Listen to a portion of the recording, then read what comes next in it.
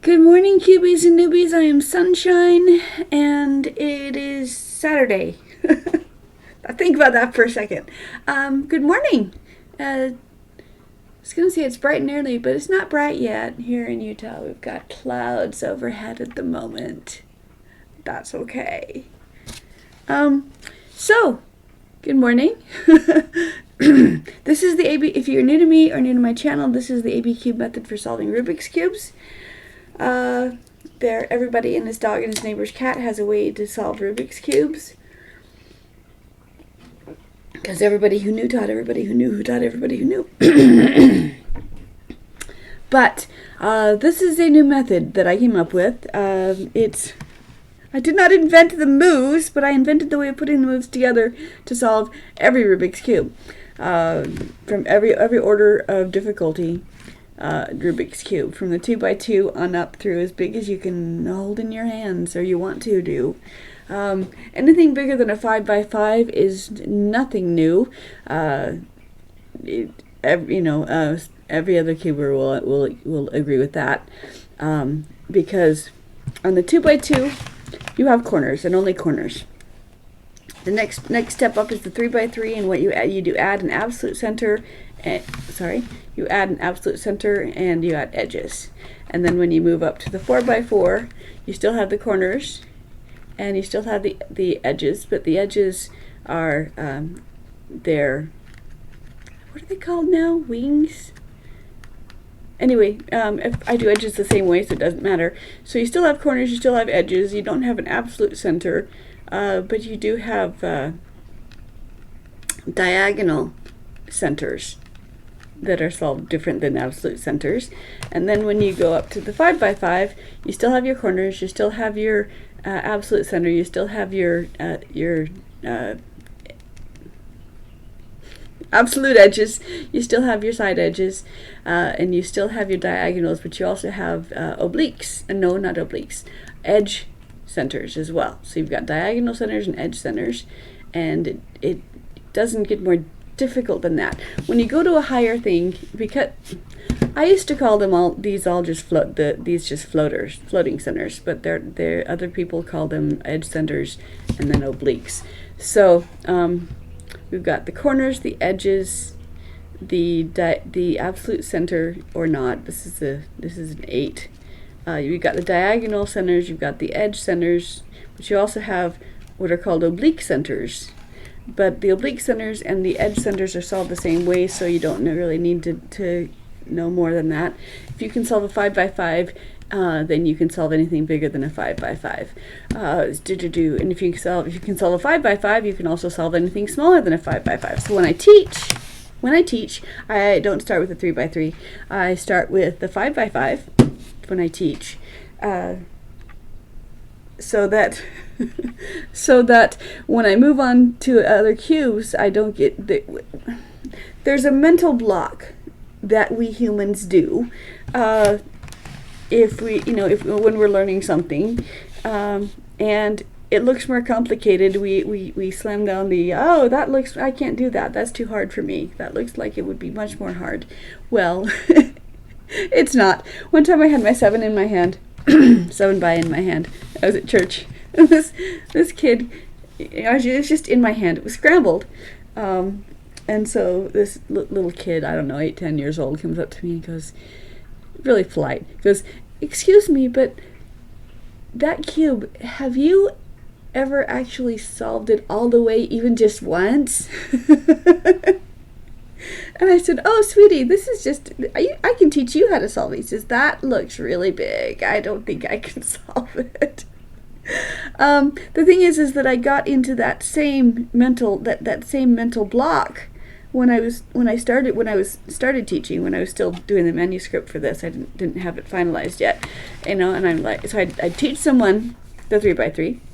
And then, because I geared my manuscript towards the 3x3 and everything else. Just, it does every size Rubik's Cube. But what I found was that when I taught the 3x3 and then I went to the next step up, there was this, no, I just wanted to learn the original. My brain needs a break right now, but thank you. That looks too hard for me. I'm not going to do that one. And so so I stopped trying to work up, and I just said, fine, we're just going to solve the 5 by 5. And so I would just teach people the 5 by 5. Sometimes with the 5 by 5. Sometimes I would use the 2, 3, 4, and 5 together to teach. But because here if you can do the 5 by 5, then when I hand you the 2 by 2, you're not confused at all. You just do the corners. So when I teach in real life, people sitting in front of me or sitting beside me on the bus or whatever I do, I start with the corners because they all have corners, so it doesn't matter. They all have corners, and the corners are all done the exact same way, so it doesn't matter. So I do the corners, and then they're like, okay, what's next? Because they have the 4 by 4 in their hand or something. They're like, okay, what's next? And instead of going to the edges, I say, well, that was great. Now scramble it and do it again. But they leave this shocked look. But I just did this. You want me to scramble it? I just did it. So I'm like, that's great. Now do it on this cube. Now do the corners on this cube. Now do the corners on this. So they get the idea in their head. I break that block right away by just saying, if you can do the corners on this one, you can do the corners on this one. It's the same thing. You can do the corners the same way, blah, blah, blah. And so when they're completely comfortable with corners, I send them home and they come back in a week. No. Yes. When they're completely done with corners, then I say, now, A and B is all you need. That's all you need. But B, you've been using the outside columns. If you use 2 different columns, then different things happen on your cube. But it's still slide up, slide. Sorry, I'm off camera. I spent my lifetime looking in mirrors, and so cameras are exact opposite. So I'm like, oh, I'm too far to the side. Let me move farther to the other side. Doesn't work. Okay. So I say, okay, now that you're doing the corners, and then I put a cube in their hand, send them home, and say, here, play with the edges, play with it, see what you can do. If you know how to do the corners, so just do the corners. And then if you mess up, just do the corners again. You can keep doing it, and then just play with what the edges do. And they come back in a week, and they have a question. They're like, I almost got it. See, because if they got it, they kept playing it. He's like, oh, I can do it. And so they mess it up again. They keep playing with it until they get to where, oh, I don't know what I'm doing now. And so they'll come back with a question. No matter how many times they did it, they'll come back with a question. And for the question, if it's a 3 by 3, it'll be that they have 2 edges that are in the right place, but they need to flip them. They don't remember, they it's the old, but it's in the right place, I don't want to move it kind of thing. We don't want to undo what we've already done. When we're learning something new, we don't want to undo what we've already done. So I'm like, oh, remember what we said, if a side piece was wrong, we just put a garbage piece into it, and then it moves up to the top where we can place it, so we do it again. So do that. So one person was heading out of town, so I couldn't show her directly. So I said, okay, let me tell you what to do. She goes, wait a minute, let me write this down. I said, you don't need to write it down. I said, put them in this position, put them so that the 2 corners are here and here, and you're going to do B for edges, top twice, B for edges, top twice. And she said, okay, that's not hard. I said, no, it's not. So do the corners. The corners then dictate what color the side's going to be. Back in the olden days, and I'm going to say the olden days because even though people still do it now, it's not necessary. We would always work around the center because the absolute center did not move relative to itself. So we would work around the center. And then we learned how the cube was supposed to behave. When we got rid of the center with the 4 by 4 or with the void cubes, then we didn't know how to work not around the center. It's like, oh no, there's something happening on the 4 by 4 on my cube that can't happen. We'll call it a parity. Parities are lies. Parity is when there's 2 pieces and only 2 pieces out of place that want to swap with each other, because formula B will always move 3 pieces around. 3 pieces around. And if you have 2 pieces and only 2 pieces, it's because the piece you don't see, the third piece that exists that you don't see, is literally the piece that you don't see. So the center slice that touches your parity is a quarter turn off. You do a quarter turn in either direction, and solve in that state, and the parity has disappeared. You now have 3 or more pieces to fix, and you can do that, and the parity does not come back unless you see that your centerpieces are lined up and you line them back up there to save time. You don't do that. So which is why I teach, one of the reasons why I teach the centers last, so that if you get a parity, I teach every cube the way to do every cube. So there's only one method to learn, and it works on everything. So I do corners first, and then edges, and then the centers are the last step. And because the centers can't be, except for the absolute center, can't be positioned wrong. You can't ever get a parity on the centers, because there's never 2 and only 2 centers that need to move around. There's always 3 or more.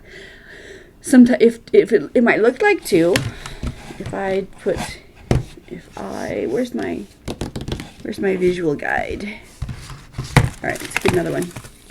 I use this to mark my pieces so that you guys can visually follow what my eyes are following. So if I wanted to move this piece up to the top, okay, first I would line up the top if it's advantageous to do so, and then I don't have to memorize which two columns I'm going to be using, because the cube itself tells me. So I just follow this with my eyes. So I go up, okay, then I have to slide the top so that it's in a different column. On a diagonal, that is dictated by which way by the cube, but if on the obliques, they're not. So I like the first move is always to set up the top. That's my first horizontal, and then I go up, slide to a different column. Then this is my second column. There's my second up. Reverse down, reverse down, and it looks like, oh, now I have 2 pieces and only 2 pieces that need to move. And well, no, you don't.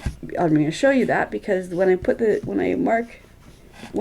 this piece, this orange, where this stick for me. Come on, you can do it. I have faith in you. There you go.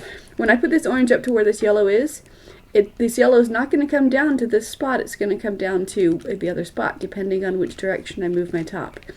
So even though it looks like there's 2, there's 3 pieces that are being moved around. Up, slide to a different column. Let's go this way so you can see more visibly of a difference. Second up, reverse down, reverse down, and the sticker came off, so I can't show you. Isn't it always just that way? Good morning, you guys. Okay, so show and tell. It's Saturday. Let's play. Let's have fun. This is a fun cube that I have. This is a working 2x2. It is by Rubik's brand.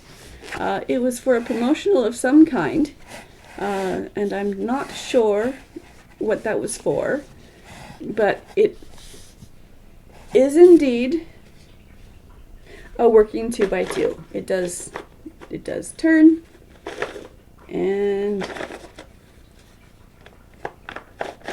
create and act like a functional 2x2. It is a 2x2, and it works just the same way. I bought it when I was trying to find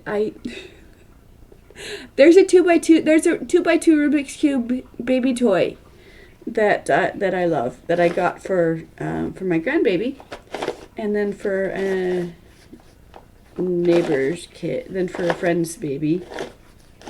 Okay, and it's about this big, and it is still a working 2x2, but you can twist the corners really easily, so it's easy to get it into an insolvable state and easy to fix it. But each cube has a different sensory tool in it. Like this cube crinkles, this one crinkles, and this one is really plush, and this one has a rattle in it. And so it's a perfect baby toy, absolutely perfect.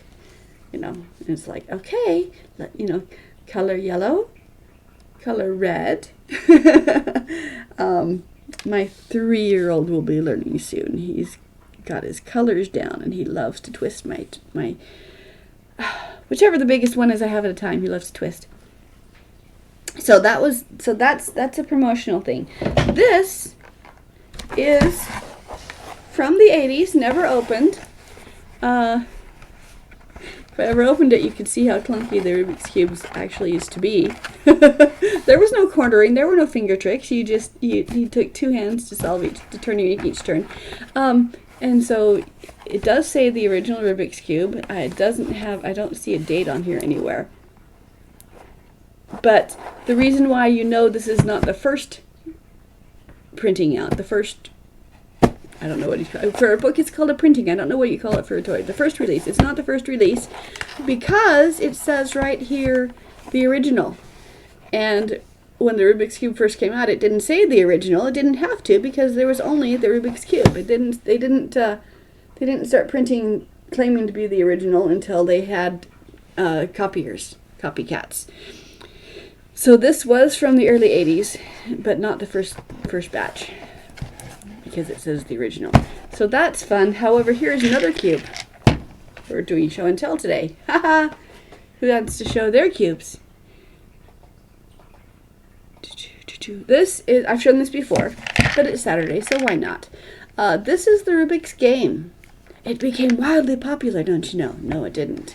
But this game, each cube, it's a standard Rubik's Cube, but each cube has pegs holes in it, and it comes with pegs. And so the way to play the game, I looked it up online to see what the rules were, and the way to play the game is, it does not specify whether you scramble it first or not, but 2 to 6 players each claim a color, so every color is claimed. So 2 people each claim 3 colors, 4 people, so etc. Up to 6 people, and then each person puts a peg in a cube in a hole, and makes 1/4 turn. And the other person puts a peg in a hole and makes a 1/4 turn. The other person puts a peg in a hole and makes a 1/4 turn, and it's basically glorified tic-tac-toe. You want to get in your color. Of your color, a 3 in a row, horizontal, vertical, or diagonal of the pieces. So you don't have to solve the cube. You just have to get 3 in a row of your color, of the colors that you've claimed. We can all see why it was wildly popular. They're like, well, the cube came out. What do we do with it? This is like probably before speed solving became a big thing, because there had to be a way to play with someone else, and with speed solving, you just compete. So this had to be, this was left in the dust by speed solving because there was already another way to compete. So nobody cared about it. The Rubik's Company kept trying to stay one jump ahead. But Rubik's didn't really know what he'd done. He wasn't trying to create a puzzle. He was not a puzzle creator. That was not his thing. He was a science professor. And he was trying to demonstrate to his kids how the parts of the atom move around, but are still in gravitational pull to the atom itself, so they don't fly off. So all he was trying to do, hi, I'm here, and I started with edges memorization in blind. Well, good job. I cannot do blind. Very good for you. So I don't teach memorization. I only have Formula A and Formula B, and they're easy to remember because it's the same thing over and over and over again. So speed solvers come to my channel and say, this is boring. And I'm like, well, number 1, it's boring because you're not talking to me. Try talking to me. Number 2, it's boring because it's simple. This is simple for the non-speeders. This is simple for the non-cubers. So that's my thing. Now I'm going to play with this for a little bit until somebody has some questions. The minxes also can be solved with just A and B. I can do the minxes without using any algorithms. I just do A and B, and that's all I do. I was going to have this solved so I could show you, use it as the guide to show you how the pieces move, because I had made a pretty pattern where all of the corner edges, all of the corner centers were the opposite color. So I was trying to solve it again and see what to do, so I could show you guys. Just use this as a demonstration of what the moves do, and I still can, I suppose. The only difference in learning, in teaching, between the the cube and the Minx is that the cube can have a parity. It's undone by a quarter turn, no problem. The Minx cannot have a parity, but it does have an order of operations. You want to do the stars before you do the rest, because if you work like layer by layer, you know, and you get to the last layer, when you're working with the star parts of the cube, it has unintended consequences. The formula B moves the three pieces around that you expect, but it moves other pieces around as well. So if you do the star first, then when it moves the other pieces around, you don't care because you haven't done them yet, and so you're not having to redo what you're doing. So let me show you. I can show you. Here's how to move the corners around. Okay, I want to get the blues. I have a blue here that I want over here. Where's my other blue? Here's a blue that I want over here. Okay, so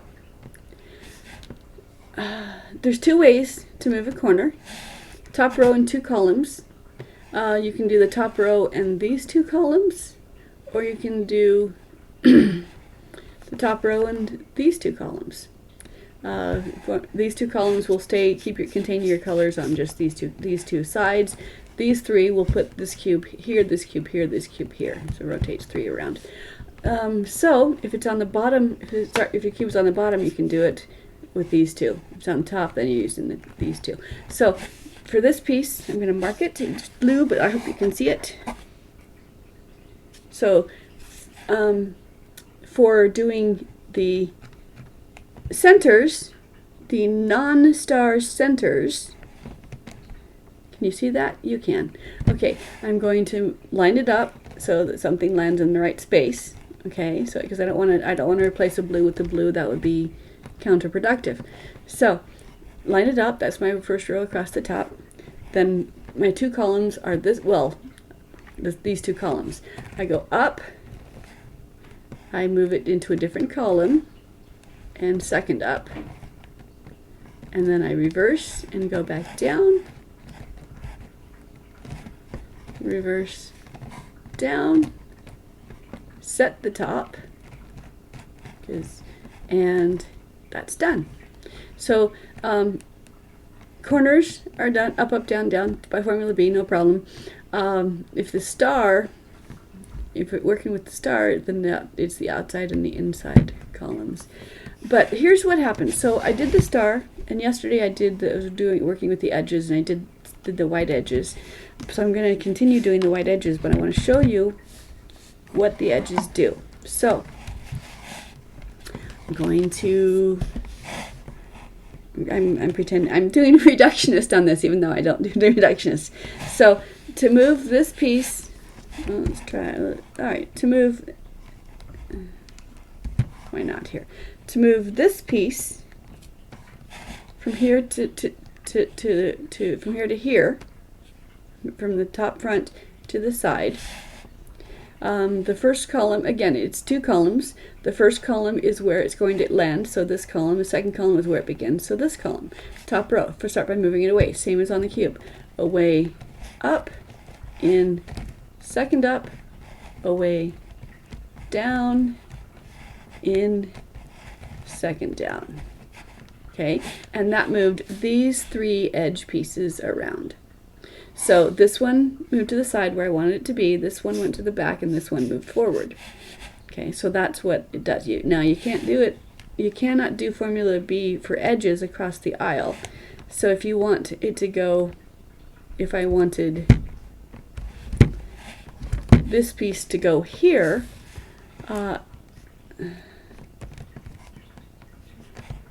I couldn't go away up in second up. They just don't interact. They just don't intersect. So in order to get this one here, I would line it up so these three are still going to switch, and then I would place it here and then here. Or if I did not know these three were united, I might come down to here. I don't want to displace that one. So anyway, so these three cubes interchange for formula B. Slide up, slide up. It popped off. That's okay. Slide down, slide down. And they went again. And one more. Slide up, slide down, slide down. So that's how the edge pieces move. So now I'm going to move these edge pieces. I already did the whites.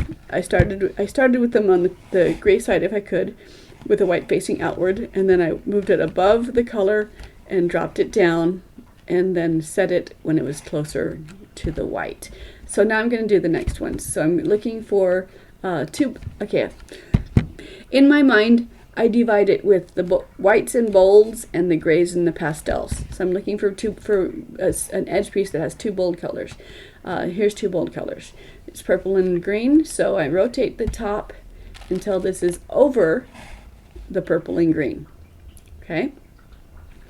And oh look, this one's already in place. So before I move this one down, let me place this one. Okay? So this cube wants to be here. Okay, so again, these three pieces are the ones that move, so I can move it here and then here. Or since this one is, I don't care if I move this one, I can move it, rotate, set the blue one step, and so these three are going to move, and this one will go up there, right into place already. So slide up, slide up, slide down, and then set the tip that I used to set up the move. And we proceed. So here is my purple and green. I did not reset it. Okay, reset the top. Always reset the top. We have to do it again. Okay, so I move it over the purple and green, right there, and then I'm going to move it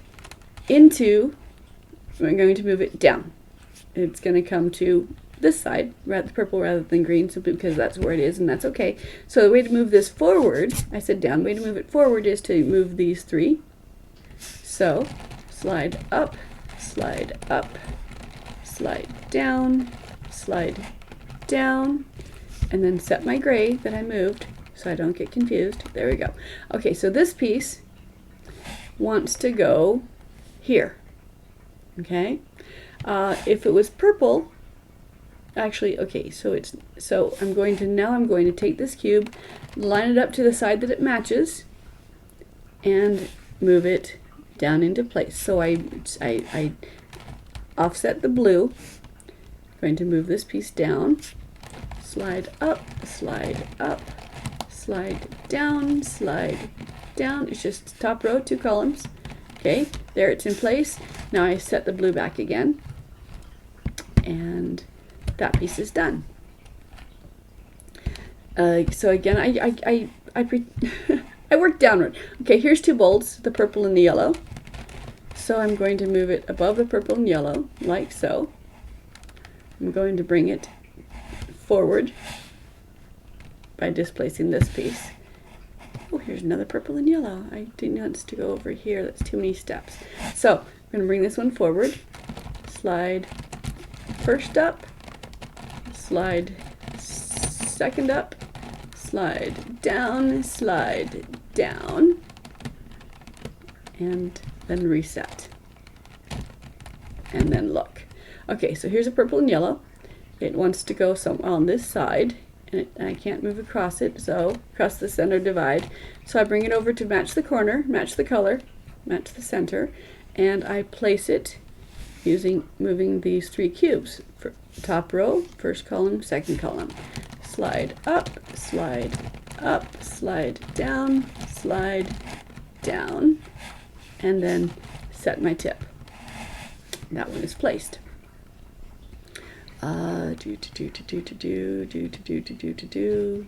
Here's a purple and yellow. I move it above the purple and yellow faces. I bring it down or forward. Okay, it's going to move these three. Slide up, slide up, slide down, slide down. When I'm doing the cube, it's more meditative for me because it is very repetitious and it's very soothing to my brain. I can turn my brain off and just cube. With the minks, there's steps, and so there's planning. It's like instead of moving the queen in chess, you have to move the knight, and you have to go in steps and in steps. So in order to get here, I can't just go there. I got to go here and then here and here and here. And that's what you do for this.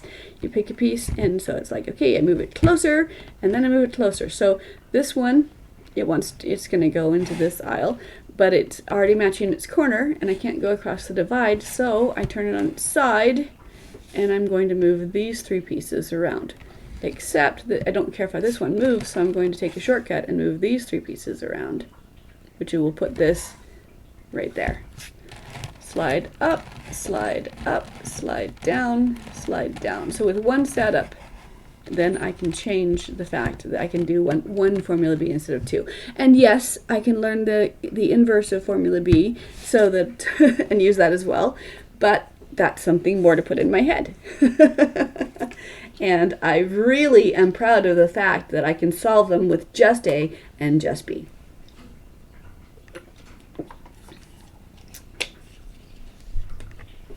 So I'm going to continue. I'm going to solve these.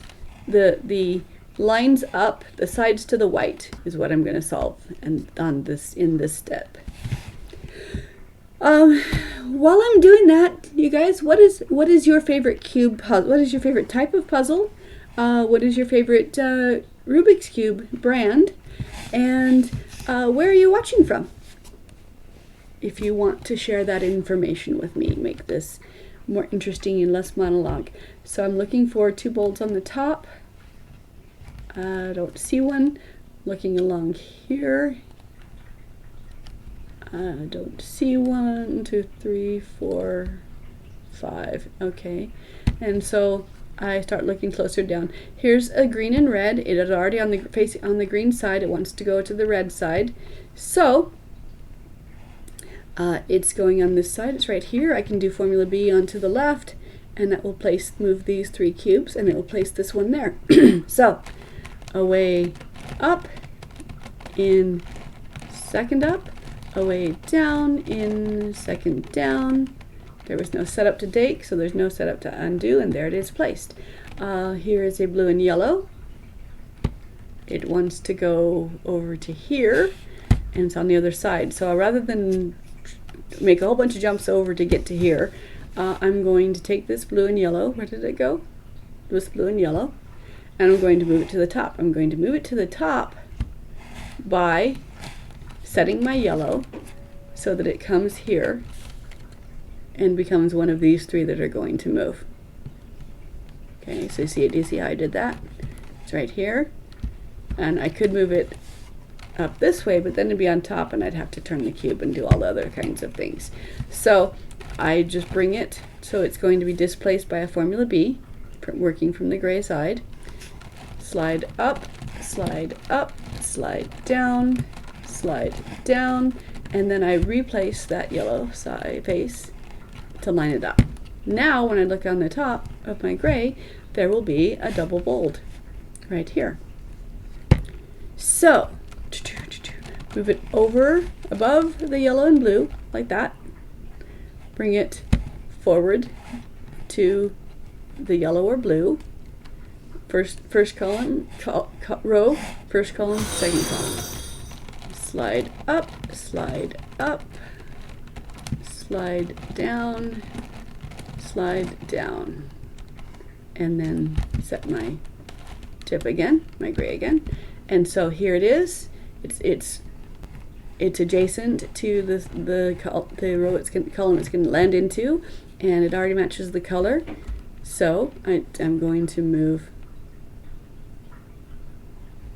these three which would be 2 steps, or I can bring it down here and move these 3, which would put this here in 1 step.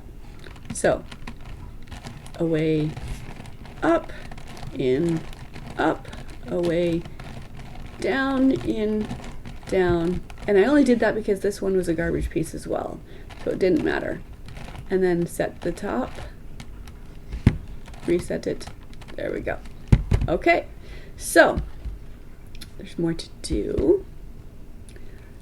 Purple and orange. Nope, that is not the double bold.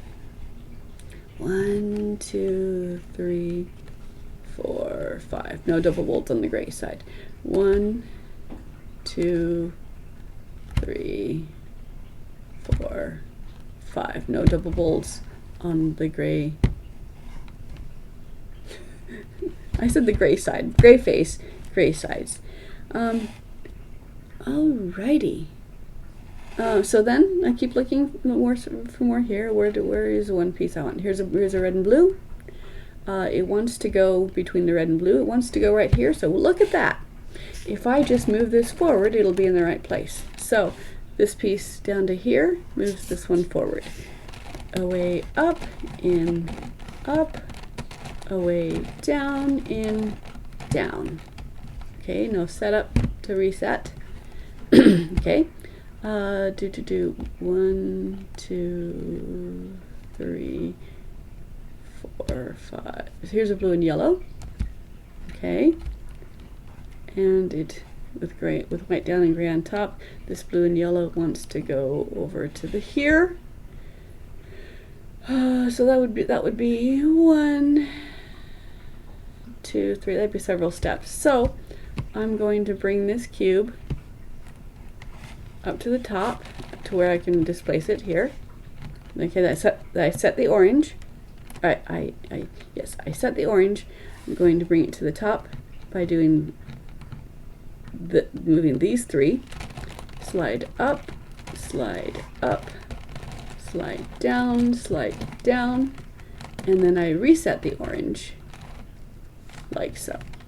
Okay, and now somewhere on the top here is my double bold. Now I move it above the yellow and blue, move it forward to the yellow or blue, slide up, slide down, okay, and then do my reset, set and reset. Okay, here's my yellow blue. It wants to be here, so I move it to where it matches the corner, the centers, and then I place it with a formula B. Slide up, slide down, set the top, and progress! Yay for progress! Okay, there's only 1, 2, let's see, 3 more pieces. Can we do it? Okay, here's a double bold, blue and red. Move it over the blue and red. Tilt the cube, move it forward by moving these 3 cubes. Slide up, slide down, set the top, or reset the top, and there it is. It's going. It's adjacent to this this edge, so I move it to face the front, and place it with a formula B. Slide up, slide down, and set the top, and keep going. So red side's done, the red and blue side is done, purple and green side is done, so I still have blue side, I still have a couple more. So looking for bolds from the top down, nothing on the top, nothing on the top sides, 3, 4, 5. So let's look closer here. Here's a purple and yellow, okay, which wants to be, guess what, right there. So we know how to move a piece forward by putting this piece down. Slide up, slide down, And was there a setup? No. Oh, I did. I messed up. Haha, look at that. I messed up. Yay. Sunshine can mess up. Okay. Let's go back down. I did not set my cube. You guys didn't tell me I was messing up. Okay, now all my stars are all correct. Oh, my stars. Okay. You gotta watch me. I'll make mistakes.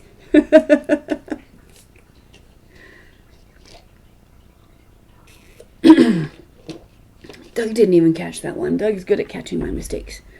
All right. Okay. All right. No one wants. Okay. Here's one. But no, we're not. We're doing double bolds. We're not doing the pastels yet. I know orange is not pastel, but you know it works in my head. So double bold. That's the lemon, not the yellow. The blues here. Okay. Here's the purple and yellow, and it wants to go. Oh my goodness! Look at that. It wants to go just like that. So I'm going to move these three. Slide up, slide up, slide down,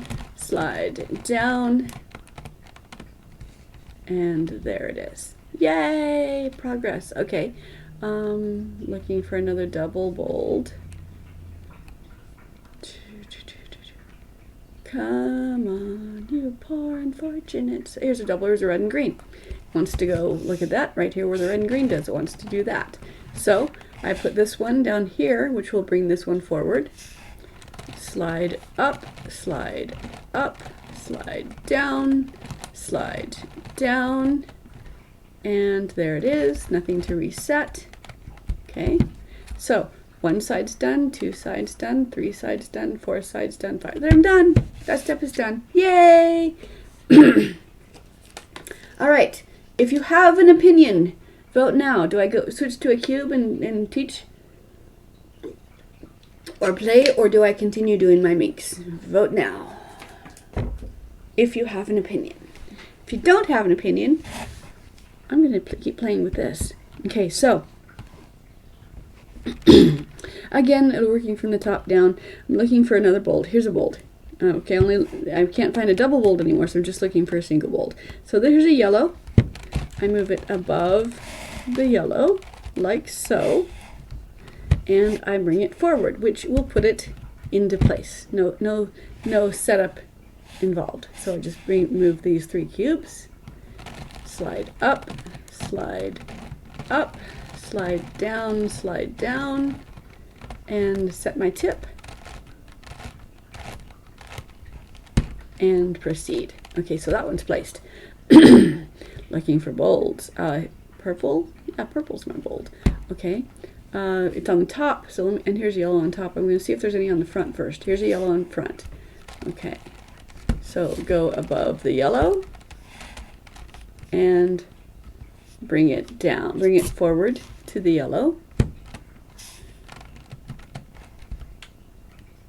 No, I'm not going to do that because this wants to land here.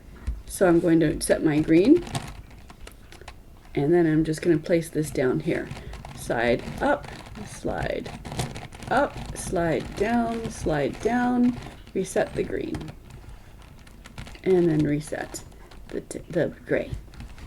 Okay, so let's do another one. Find another one. 1, 2, 3, 4. Okay. I like to work with the bold on front instead of on top, so I'm going to bring it forward. Slide up, slide down, and then I bring it over the purple, and it's over the purple and blue, so it's going to land somewhere here. So I can't cross the divide here though. So I am going to bring it down. Oh, look, because look, it goes right there. Okay, so bringing it forward, slide up, slide down. So it will either come forward into place, or I set it up and it will come forward into place. Thank you. To what are we referring? By using formula A and B on the minx, or let's see. Okay, here's a yellow. I'm going to bring it forward. Which in particular is interesting? Come flatter me some more. Okay, so I'm going to bring it forward. Slide up, slide down, slide up, slide down. So it will either come forward into place, or I set it up and it will come forward into place. Thank you. To what are we referring? By using formula A and B on the minx, or using formula A and B on the minx, or let's see. Okay, here's a yellow. I'm going to bring it forward. Which in particular is interesting?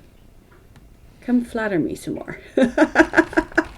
up, up, down, down. Okay, so it goes above the yellow and orange right here. So I bring it up to match the sides, and I'm going to place it there. Slide up, slide up, slide down, and reset the orange, reset the gray. Okay. Okay, here's a purple. It goes above, put it above where it wants to go. It wants to go down here. So bring a purple up so that it matches. It's going to get, and then I'm going to place it. Slide up, slide up. So there's two sets that I'm going to need to reset. One of them is the orange, and then one of them is the gray. Okay. So so for the whites, you got to do a couple steps down. For the double bolds, you got to do a couple steps down. For the single bolds, it's only going to be one B to place it. Here's a red. I'm going to bring it forward. Slide up, slide up, slide down, slide down. Okay, I'm going to move it. It's the red and lemon, so I'm going to move it above the red and lemon and bring it up and place. Slide up, slide up, slide down, slide down. Set the lemon, set the gray. Set your star tips before you can proceed. Here's a green, bring it forward, slide up, slide up, slide down, okay, and it wants to move right there. Okay, slide up, slide down, and there's no set. Someone said that's interesting. Solving that puzzle with your method, like it does work on other puzzles. It works on the Minxes. It works on the cubes. I do not know what other ones it'll work on. If you have a favorite puzzle that you want me to try it, let me know. I got into the Minx because Doug Cube there said that he thought it would be interesting. And so yes, A and B works on this. I don't use, I mean, I was a regular cuber back in the 80s. Try Pyraminx. Okay, I don't have one right now, but try the Pyraminx. Okay. All right, you can send me one, or you can wait for me to buy one. But I will try the Pyraminx next to see. Because when you're scaling up, I can just ignore some of the cube in order to get my rows and columns. For the Pyraminx, and I did solve the Pyraminx. The Pyraminx was one of the puzzles that I did solve early in the 80s a lot. Back when I was just figuring things out. Back when it was a smaller puzzle than it is now. The Minxes have gotten a lot bigger. So yes, I would love to see if the Minxes work. I'll do that next. So here's a red. I'm going to put it above the red by rotating the top, by rotating the gray area, gray set. And then it wants to go down like that. So I move it forward by placing this piece down. So top row, first, second. Slide up, slide down, slide down. So I did have written the manuscript for the 3x3, or for the Rubik's Cube. It's from the, that's the story I was telling. I wrote my manuscript from the 3x3 plus everything larger, and I kept running into that mental block of that's okay, stop now. And so also when I start looking for publishers, they're like, okay, well, who are you that anyone would be interested in buying your book? What's your credibility? And I'm like, it's new. So I spent the next 5 years doing the same thing. Here's my cube, here's a book, see where it gets confusing. Rewriting it from the 5x5 perspective with the, oh, by the way, it also, 5x5 perspective with, oh, by the way, it also solves everything smaller and everything larger.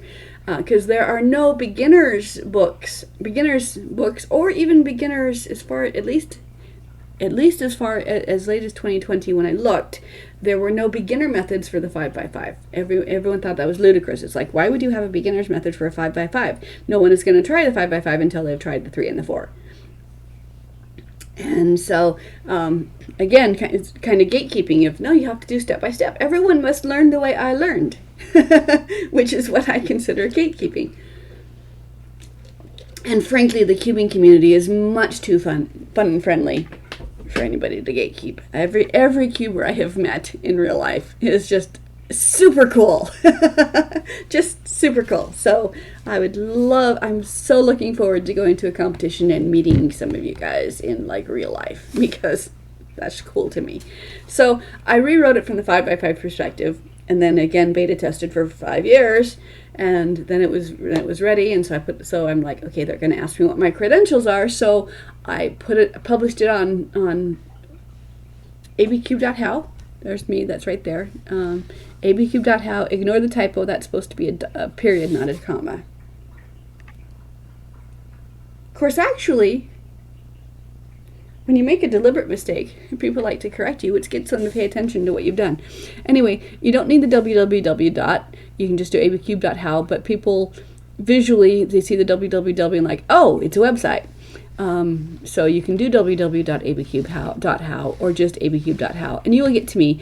And please be kind if you do, because when I made the website, I didn't really know what I was doing, and so it's inelegant, but it works. It's kind of like a dancing bear, you know. It may not be graceful, but it works. I'm trying to either redo it or get some help redoing it, because on the Wix site, I broke down each step, and I did each step as a separate blog, and then but the blogs are organized by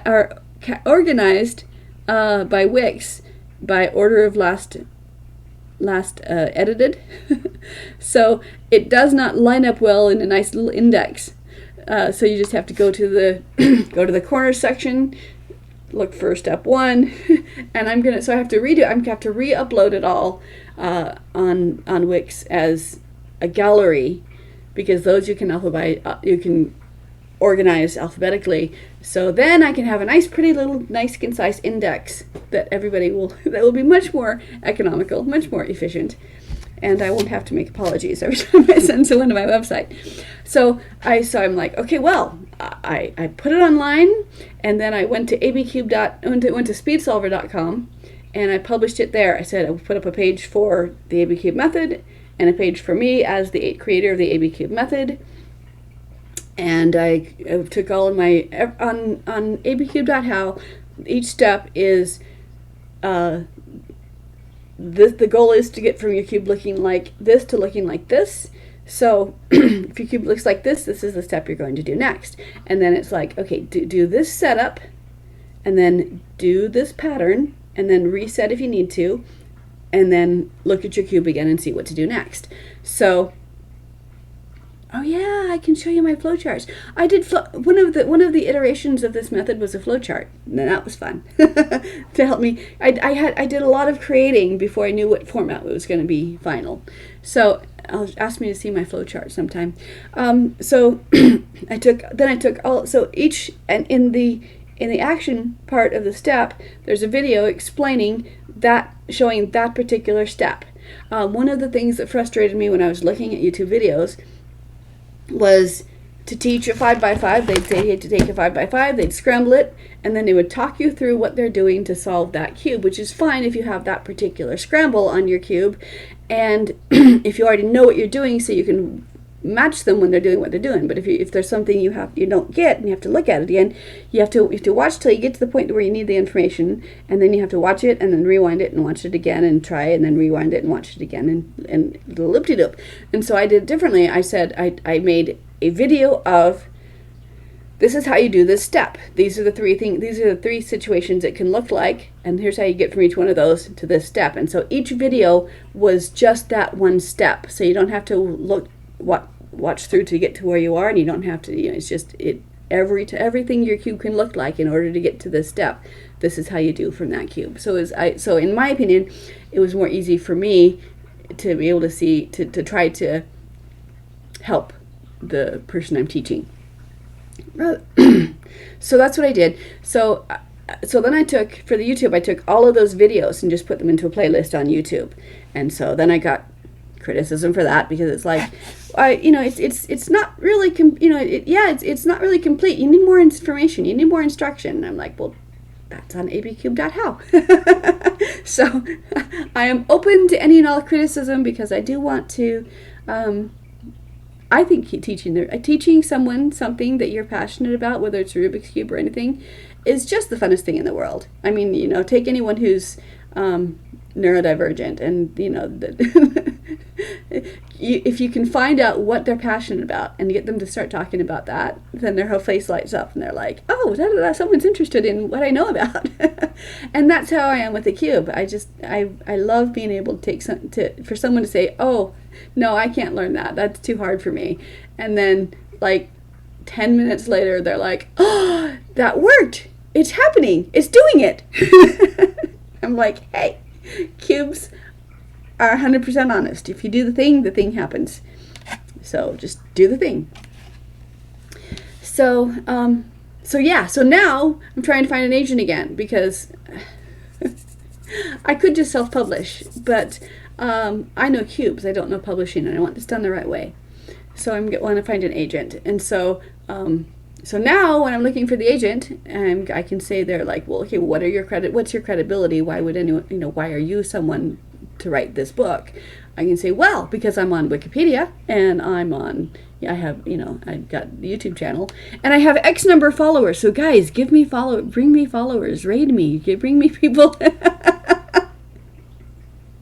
Help me get a shit ton load of followers. So I can get published. Because I'm old. I know everyone can do rebooks, but I want to physically hold the book in my hand and say, I did this. I knew I could. I knew I was gonna. I did it. It happened. It's a thing. I'm a thing. I'm out there in the world. I exist outside of my family and friends. People can find me. And so I want that recognition. And oh, you guys, during those 10 years that I was perfecting this method, it only took me a couple months to come up with it, but it took me 10, like I said, I kept alpha testing until it was learnable and teachable. But, I know you guys hate this too. You can solve the Rubik's Cube in just 2 steps, and then they have a fake scramble. And they say, see, all you got to do is turn the right and the top and the right and the top and the right and the top and the right and the top over and over and over again, and it'll be solved. See, boom. It's all a trick. It's all just, everyone who solves the Rubik's Cube who makes it look hard, they're just tricking you. Well, every time I saw one of those, solve the Rubik's Cube in just 2 steps, I'm like, someone beat me to it. Someone beat me to it. I'm not the first. And I'd go look at it, and it'd be some bogus something or other, just a camera trick or fake solve or something. And I'm like, oh, goody. No one's done this yet. I can still be the first. So there's that. I'm having fun. You guys want to keep going? Or anybody leave? Are you all here? I'm honored to just be the background noise on your morning as you get ready for your day. Because that's just fine for me. I see a couple names I don't recognize. So if you are new here, if you've just found me or just found this channel, I am Sunshine, and this is the ABCube method for solving Rubik's Cube. I am ABCube tutor. And I created this method. I didn't invent the twists. They're like, oh, that just looks like the upside down of a sexy move, and that just looks like a regular old commutator. I know that commutator. That looks familiar to me. Yeah, it does. It looks familiar to you, but you didn't put it together into a method of solving, doing completely away with parities. The parodies are lies. You do not need to learn parody algorithms. If you're a speed cuber and you want to, you can, but then I had a speed cuber tell me, but the parody algorithm only takes 4 seconds, and I'm like, well, great, that's 4 seconds. How long does it take you to make a single quarter turn and undo the parody instead? But I'm not a speed cuber. I can't. I'm sure every one of you could leave me in the dust if we tried to compete. But that's okay. So, and that is the first question anybody ever asks. Any speak, oh, you do the cube? How fast are you? I'm like, my average is about a minute and a half, which is down from about 3 minutes in 1981. I could do the cube in about 3 minutes when I watched Jeffrey Verasano set the first speed record for the Rubik's Cube back in 1981. And it was 23.4 something seconds, and I looked at that, and I looked at my cube, and I'm like, I couldn't even follow what he was doing. It was just faster than my eyes could follow. And so I'm like, I was so discouraged that I looked at my cube and I set it down. I didn't pick it up again for a month. I was so upset. I'm like, I can't compete with that. But so I picked it up again. But what I discovered in all of that is that my passion does not lie in competing. My passion lies in cooperating. And so, as I went to school, middle school, high school, with my little cube in my hand, everyone had a cube that wasn't solved because not everyone could solve it. Not everyone had bought this book. This is the book that I bought back in 1981 to learn how to do the Rubik's Cube. It's written by James Norse. And this was written before we had standardized notation. So you'll see that it has... Yeah. You have R plus, R minus, and R2. So plus was clockwise, minus was counterclockwise. But it was clockwise or counterclockwise as you look at the face of the cube. So I'd have to keep looking at the cube and saying, okay, which way does clockwise go? Because my brain is neurospicy. And so it was hard to explain that R plus and L minus are parallel, and so anyway, I memorized it, and so people would come up to me like, "Oh, you can do that?" And I'm like, "Sure." And so they'd take it and scramble it and give it back to me. And then next step was, "Ooh, can you teach me? I have a cube. Look, will you teach me?" I'm like, "Absolutely." So I would just teach them the method that I learned, which is similar to what the beginner's method is now. And I would just, and so, and then, so then suddenly I wasn't just this dork. I was, I had a circle around me because, someone would put a cube in my face and I'd say, okay, this is the next step that you do. And I'd draw it with my finger, and do this, then this, then this. And they're like, okay. And while they're doing that, the next person wants to put a cube in my face. And I say, do this, this, this. And so then it's like, will you teach my friend too? She wants to learn. And then it's like, will you teach my friend's friend? He wants to learn. I'm like, okay, sure. And so I had this little ion cloud of people around me who wanted to learn the cube. And as I tell on my story on ABCube How, you can go read it. One day it took a couple days to realize the bullies had stopped bullying me. And before I could figure it out, one of them was in my circle of people and looked at me with kind of sheepishly, like expecting to be told no, like, will you teach me too? I said, absolutely. So this is literally how I was able to survive middle school and high school without being tormented, was the fact that I could teach the cube. And that was always fun. So that's the direction that I went to when I grew up and became an adult. So that's the story of how I created the ABCube method. That's the story of why I created the ABCube method. The how is another story. But you can read it there. Short answer is my son had a void cube, and I taught him back when he was little and way before I came up with the ABCube method. I have 6 kids. I taught them all, but I taught him the original the someone else's method, right? And so he plays with it, and he can do patterns that I can't solve. I just have to. It's like, Mom, it's only 8 moves away. I'm like, so I can't do whatever, So anyway, he was playing with my void cube, and he's like, he's like, what the heck? That can't happen. Wait a minute, that's illegal. He's like, how did that happen? That can't happen. He goes, oh, my stupid center is off. Quarter turn off. My stupid center's off. And he put it down. And I'm like, because he in his mind, he was going to have to figure out which direction to turn that center in order to redo it, because how do you know what the center is supposed to look like? Well, the answer is you don't have to know what the center looks like. If the center is correct, there will be no parity. If the center is 2 turns off, like boxes, sorry, do that again.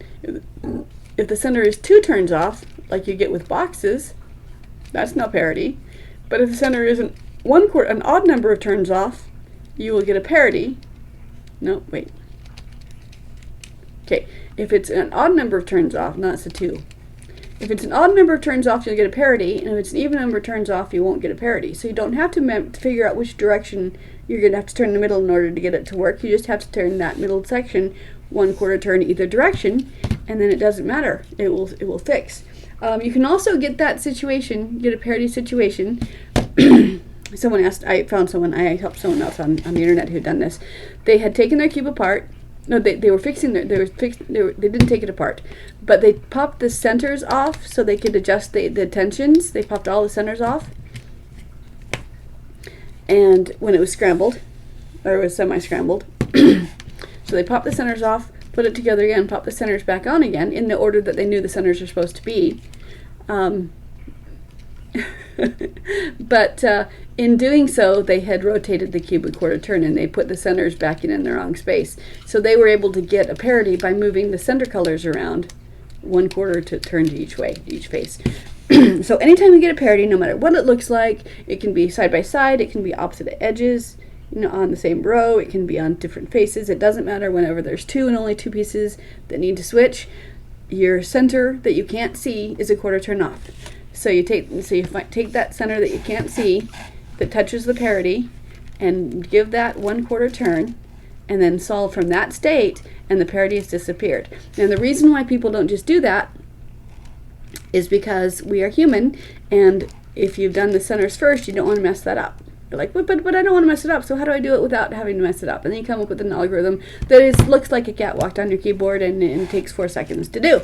So I go from the parity can show up on corners or edges. It'll never show up on the centers because because you're always moving 3 pieces around.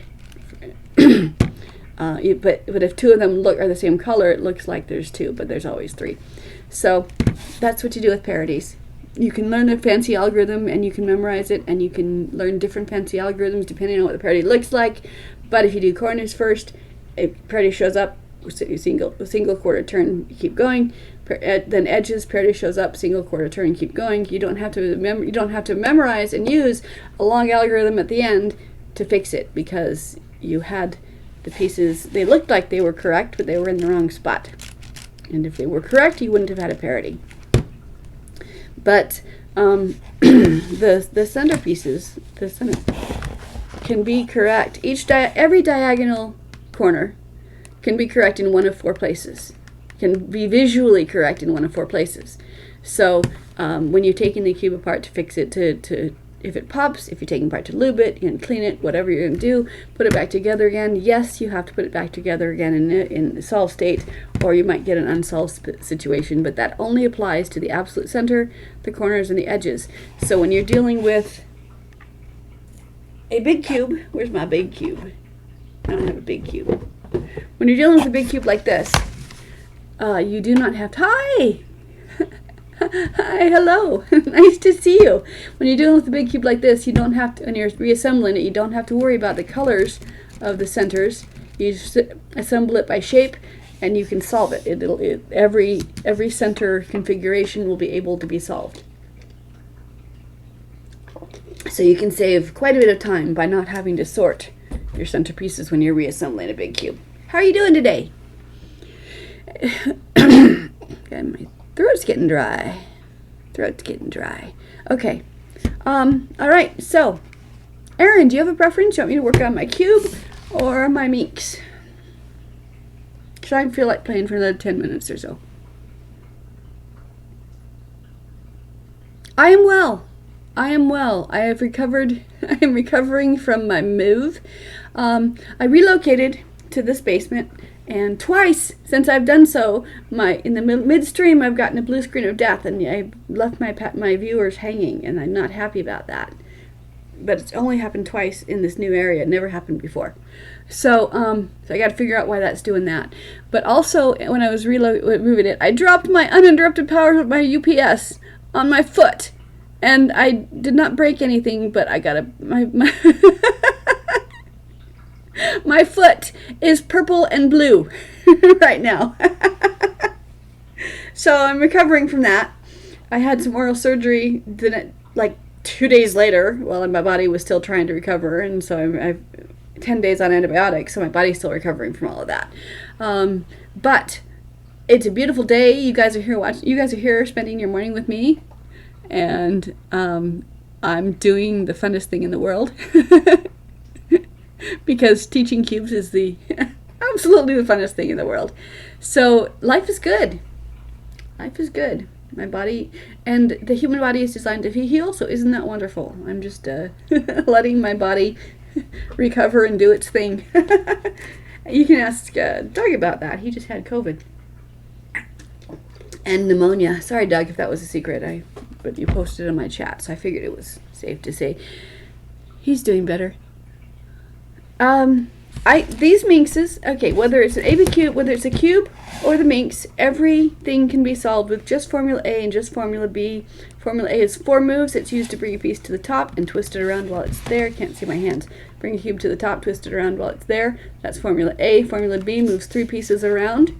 And that's all you ever need to do. 3 pieces and only 3 pieces around, that's all you need to do. The difference being, if you have a cube, you can get a parity. Parities are undone by a single quarter turn. You're welcome. And minxes can't get parities, but they do have an order of operations, because when the 2 columns that you're using involve the center, then you have unintended consequences on the corner pieces. So if you've done the corners first, you're going to have to redo them. So the order of operations is you do the star part first, and then everything else is just Formula B over and over again. Formula A and B over and over again. Formula B puts it in the place it wants to be. If it's incorrectly turned, Formula A will turn it around. It and another cube, because you have to do it in groups of 6, around. So yes, I can solve the parent. I get confused because I'm a stupid American with the pyraminx is the pyraminx. I have not tried the pyramid. With this method. I've solved the pyramid all the time back in the 80s, but I have not tried it with this method. I do not have one currently. And I'm in the process of, I have a lot of cubes, but I am on a fixed income. So I do not have a pyraminx right now. But that's next on my list, unless you want to send me one of yours. So also, if you have any agent friends, send them my way, because this needs to be a book. This needs to be a book. I'm going to and a t-shirt. You guys, I'm going to do merchandise, and I'm going to put it on t-shirt. I'm going to put it on a t-shirt so that it's like right here on top of the t-shirt, but upside down, so you can just look down and see Formula A and Formula B from your perspective as you're solving the cube. I think that'd be so funny. But yeah, I can do these minxes. The pyraminx is a pyramid. These are Giga, Mega, and something other minxes. I get confused with the metric system. But every one of them, just do star first, and then everything else is A and B. And the star can be done with A and B. It just has moves more than 3 pieces around. All right, well, that feels like a good pausing place. Your favorite cube is a 3x3. Do you have a favorite brand? Your average is 25 seconds. My average is 1.5. You would leave me in the dust. But like I said, that 1.5 is down from 3 minutes in 1981. So progress. All right. You guys all go have a wonderful weekend. Go enjoy your day. Get out in the sunshine if there is some. Be nice to yourself, and I will be back here next week. And I'm inclined to do some unscheduled things just so that I can I'm trying to break down this into bite-sized pieces so I can figure out how to make my this will be my next manuscript, is how to use A and B for the minxes. But I want to break it down in so I can have a playlist for the minxes like I do have a playlist for the cube on my YouTube. Most of my YouTube is just uploads of this. So you're welcome to join me anytime I'm live, but I'm also likely to go live just to practice on my minx for a while.